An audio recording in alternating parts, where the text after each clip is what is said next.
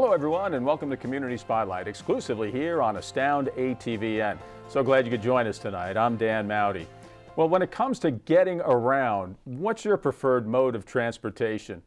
For so many folks, it's jump in the automobile and hit the gas and go.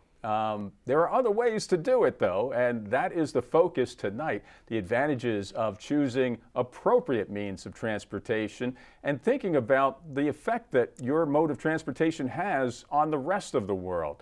The Lehigh Valley is happy to have a division of Coalition for Appropriate Transportation, and that'll be the focus of tonight's show. Joining us to lead things off, we've got Bill Meiklejohn. He's the president and CAT Board of Directors, along with Scott Slingerland, the CAT Executive Director. Gentlemen, welcome to Community Spotlight. Thank you. Thanks, Dan. And in a little while, we'll also meet Shari Wilson, the chairperson of the CAT Pedestrian Committee. Guys, tell us a little bit about what CAT is all about. Well, maybe to start out, CAT is a nonprofit that serves Lehigh and Northampton counties. We focus on bicycling, walking, public transit. So ways to get around, as you mentioned, without a car. And Excellent. We support the community in lots of ways. Absolutely. Yep. Let me take a moment here to read the mission statement, because I think this also helps add a little salt and pepper to the goal. CAT strengthens our Lehigh Valley community and our environment through bicycling, pedestrian accessibility, and public transportation. And I guess the idea too is to make it a working solution for mobility. Definitely. Definitely. You know, we're looking at trying to get as many people in the community out there, get them on bicycles, no matter what their income is, and making sure that they have access to that. Excellent. As far as some of the goals and some of the I don't know, the drives that you have going, what are some of the things that you're hoping would improve in the community? Well, our goals are to, support these modes of transportation because they're enjoyable and because they're sustainable, and they get you around. So our goals, we have different programs. We offer programs for youth with the bicycle education in schools, and also through our bicycle cooperative, our programs with adults with Bike to Work, and our programs with Lantibus and Adopt a Bus Stop. Excellent, excellent. Mm-hmm. And you've got some great programs in place to help support these improvements that you'd like to see to make it easier to walk to work. Not come across those no pedestrian signs at this intersection that we still have, I think, in a few places in the Lehigh Valley, and other programs as well. Mm-hmm. Yeah. Anything you want to? Yeah, we have a number of programs to help out different people in the community. One of the programs we've been working real hard with over the last 6 years is our holiday bike program. Holiday bike program started 5-6 years ago. I think the first year we took donated bikes, put about 4 to 5 hours in each one, make sure they're safe, reliable, and then provided those to low-income families for their children over the holidays. So the first year we did about 25. And we've grown that. We did 156 last year with a total of about 600. Nice thing about that is not only are we giving these bikes out to children who get very little around the holidays, we're also kept 600 bikes out of the landfills by refurbishing them, which is donating to CAT rather than putting them by the curb and let the trash pick them up. Excellent. So these bicycle frames and wheels and everything, how do they come by you guys at CAT? How does that work? I mean, we invite the public to donate bicycles in any condition, which means sometimes they're great, sometimes they've been sitting outside for 6 months or many years and they're rusty and crusty, but basically we salvage what we can. Yeah. We get new parts to make them safe, such as new tires, saddles, new grips, and we want them to feel like a new bike and to be safe and ride like a good bike. Nice, nice. Mm-hmm. And I understand it takes a little bit of time and know-how to get these bikes up to snuff again. Yeah. Yeah, it really does. I mean, depending upon the level of the bike, anywhere from 4 to 6 hours. We are constantly looking for volunteers to help with the mechanics of them, and our volunteers has been growing. And a lot of the programs we've done in the community really attracts a lot of the volunteers to us because they get a sense of satisfaction in working and volunteering at CAT. Fantastic. As far as the bikes themselves, do you have preferred framing of these bikes, like preferred style of bike, for instance? Well, for kids, the big thing is that the bike fits them, and that basically they can grow out of a bike in 6 months to a year. So we have everything from 12-inch wheel bikes for 3 to 4-year-olds up to 20-inch, to little mountain bikes, 24-inch wheels that fit a 10 or 11-year-old. So that's the big thing for kids.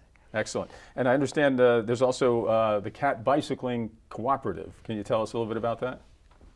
So just to introduce about Bill can tell a lot too. Oh, sure. Our bicycle cooperative is our kind of our base of operations. So it's a workshop with all the tools that a bike shop would have, but it's open to the community that people can come in with their own project, their own bike, and fix it up themselves without any experience. They can also pick out a bike that's been donated that needs a full rebuild, and they can go through the whole process themselves. Like Bill said, it takes many hours, and it can really get somebody to understand how things work and the value of the work that they put into it. Yeah, we do a lot of the co-op. We teach classes. We teach everything from roadside maintenance to basic advanced classes, wheel building classes for those inclined. One of the biggest problems we have right now is the size of the facility. We've got more volunteers and more work that we could double in size, and I still think we would be pushed to the limits of our facility. We're currently right now in a large program to go out there and look for a larger facility and working towards that. That's excellent. And the bicycle you ride, Scott, you can see it takes up a little bit of space. The bicycles generally do. And the output that you guys have, especially around the holidays for the bicycles that you're making available to folks that could really use a handout, it's a phenomenal effort. So I hope somebody realizes the need and comes forth and helps you guys out with that for sure. Tell us a little bit about some of the different facets of focus here, because I understand that you've got some programs such as like Explore Local Trails and Bike Somewhere Today. Tell us a little bit about some of those efforts. Well, the big thing beyond building the bike is the first step, but then using the bike. So getting around, whether it's for recreation or enjoyment or transportation, they kind of come together when somebody uses their streets. They go out their front door with their bike and they might go down their street and connect to a trail, and that connects to another street. So we love to show people how they can get places with their bikes. And we do that both by helping people choose routes across the Lehigh Valley wherever they're going that are sensible and enjoyable. And then we also do that with group rides. So taking people out with an instructor or with other people in the group and really. And we also introduced riders to the bus system. They allowed them to put bikes on the buses, so they can, one of the gentlemen who volunteers with us rides his bike to the bus stop, jumps on the bus with his bike, the bike transports him, and he rides the last mile to the shop and volunteers. So we try to get the total system of transportation across the Lehigh Valley so people can get from point A to B strictly by public transportation and cycling. Fantastic. We call that a triathlon. To bike, walk, and ride the bus. And you could do that all on the same trip. You ride your bike from Bethlehem to Easton, and you have dinner. You're a little tired, so you take the bus home. Nice. So that's kind of the. You've got options. As well as to work, right? Right. It's not like an EV where you might run out of power. There's always a way home. Well, that sounds fantastic. We're going to take a quick break here and be back with Scott and Bill. Talk a little bit more about CAT, Coalition for Appropriate Transportation, and all of the great work that they do there. Stay with us on Community Spotlight.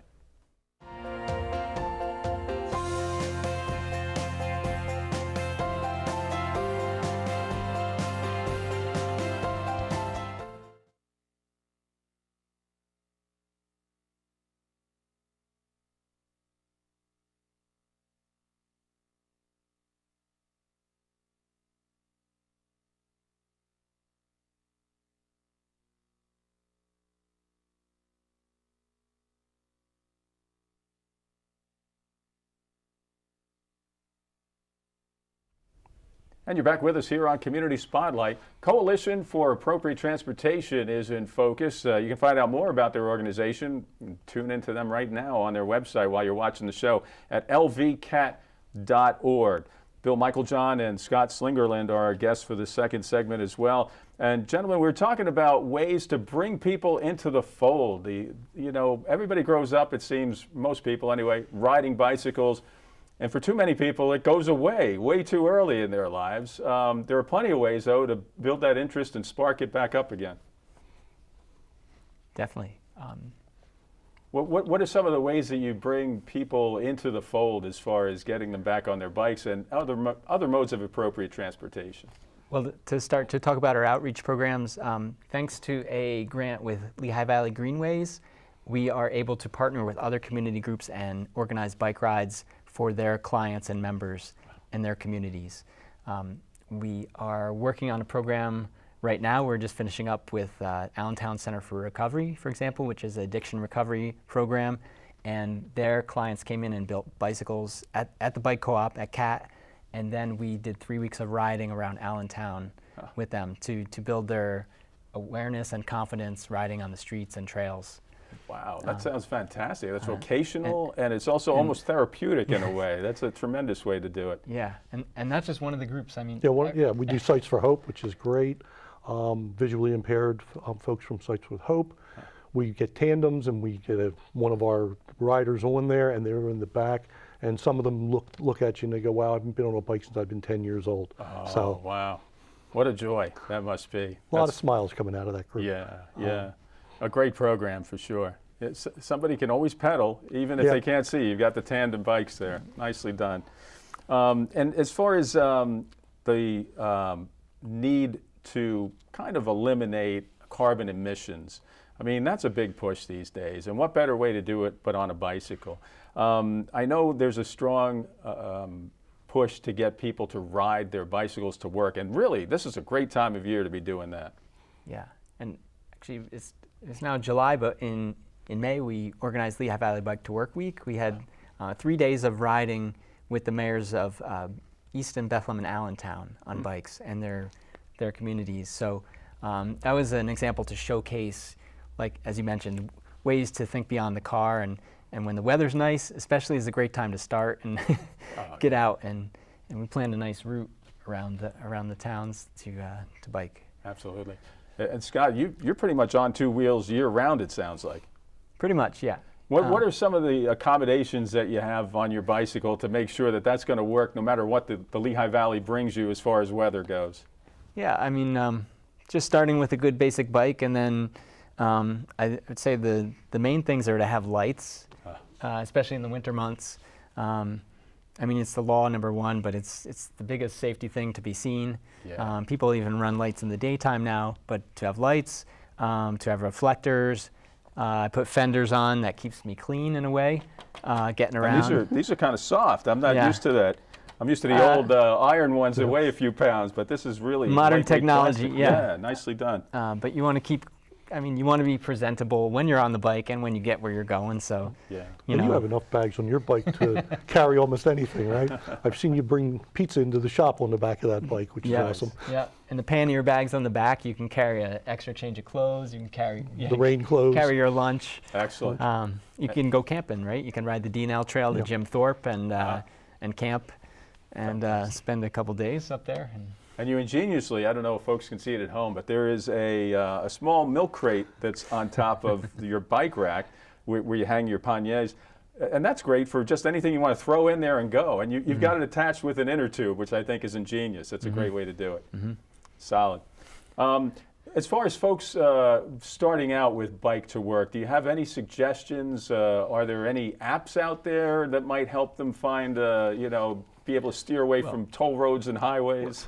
I mean, one of the best things I can offer people is to come into CAT. We can help you plan your route. We can make sure your bike, we'll check it out. If you need any modifications, we can do. We can add bags, racks, etc., and really give you all the necessities you need to bike to work. Fantastic. So you guys have clinics and classes and other things that people can sign up for? We have traffic skills classes, cycling savvy classes, other classes that, in 4 to 6 hours can give somebody some more skills and awareness when they ride on the streets. And I want to mention, if somebody's looking to bike to work, anywhere in Lehigh Valley, if they take their bike to a local bike shop, hopefully the bike shop will help them, make sure their bike is safe, but then as Bill mentioned, to set it up for what they need it for. Yeah, absolutely. And yeah, bikes are getting pretty specific these days with the advent of now gravel bikes, which I find an interesting concept for sure for trail riding. Well, Bill, thanks so much for joining us here today. We really appreciate it. I understand Shari will be taking over your seat here shortly to talk about how we can do pedestrian activities a little bit safer and a little bit more effectively. Scott, please stick around, and we'll get right to that segment right after this. Stay with us as Coalition for Appropriate Transportation is in the spotlight tonight.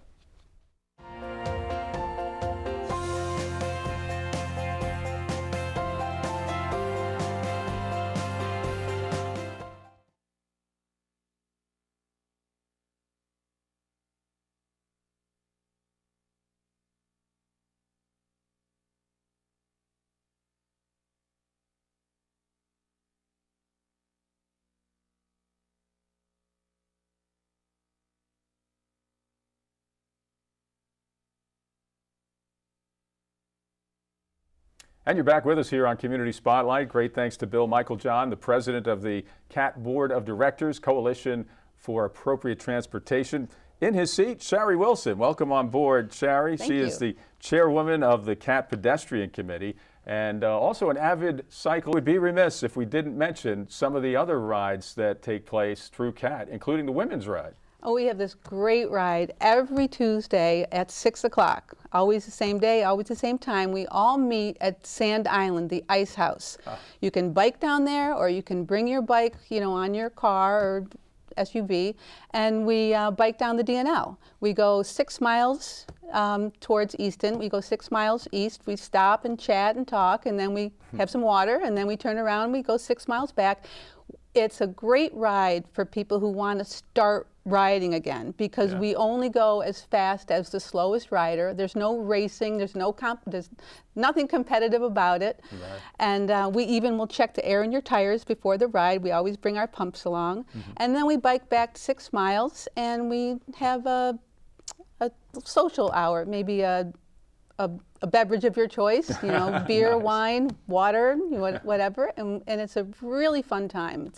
And you meet so many nice people. Sounds amazing. And you had also mentioned that there's a camping trip that's already booked for women alone, and that's happening August 12th. And then, Scott, you piqued my interest with that bakery ride. Where do I sign up for that? I hope that's not full. That's on the CAT website, so most weekends, Sounds good. lvcat.org. Shari, you're here primarily to talk about pedestrian activities, both getting to work, recreationally, and just being safe out there on the streets. I understand that CAT has a big campaign to make sure walking is safe. That's right. Well, I became the pedestrian chair about 3 years ago, and I wasn't sure what I was going to do, because I usually choose biking actually before I'll walk somewhere. I love to go on my bike.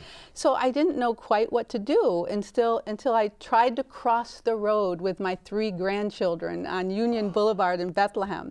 And the cars were just whizzing and whizzing and whizzing by, and I had like 1 in a stroller and 2 holding onto the stroller, and we could not cross the street. We wanted to get over to the Rose Garden.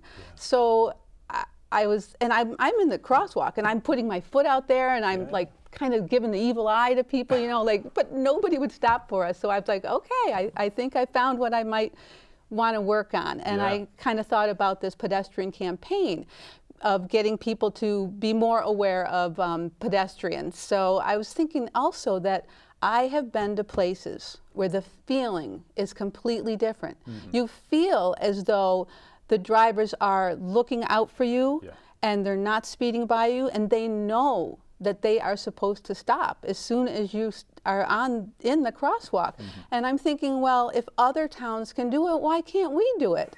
So that was about 3 years ago, and that's when I started formulating the pedestrian campaign, and I came up with like the slogan, "Slow down, look around." Absolutely. Now, some people maybe have seen the banners. The banners are down now, but we had 5 street banners throughout Bethlehem, the north side and the south side, right across the street that say, "Slow down, look around." It's a message, and it's an important message, but I realize that just by saying "slow down, look around," it's not like, oh, now everything's perfect now. There's still a lot that needs to be done. We have to keep that message out there, and we need to consider speed limits, and we need to do some enforcement. And the big thing is, you know, creating streets for everyone, for all the users. You know, you don't want streets that are just built so that cars can get through as quickly as possible. So it's the beginning of hopefully a push to create these safe streets, complete streets for everyone. Yeah, and not to be Danny Downer, but the traffic numbers are devastatingly bad. 2,044 people killed or seriously injured in traffic crashes, including 310 pedestrians within a 10-year period that just ended in 2022.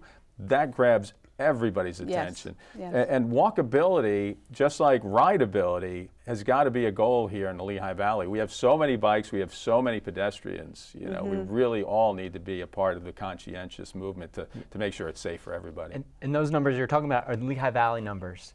So if you boil that down, that's every 14 hours a pedestrian is struck in the Lehigh Valley by a car.